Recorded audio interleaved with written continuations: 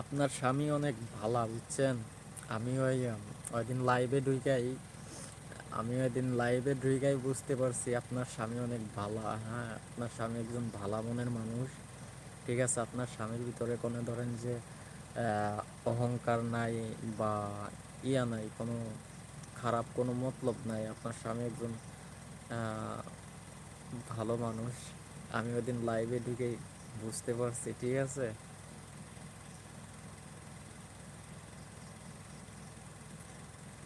ধরেন যে মানুষ চিনতে হইলে তারটা খাওয়ানো লাগে না, তার সাথে ঘোরাও লাগে না। মানুষের আহ, চোখের ভাষা, মানুষের ব্যবহার, মানুষের কথা বলে দেয় যে এই মানুষটা কিরকম। ঠিক আছে, তা আপনার স্বামী, আপনি কি বলবো, আপনার সাত কপাল যে আপনি এরকম একটা হাজবেন্ড পেয়েছেন।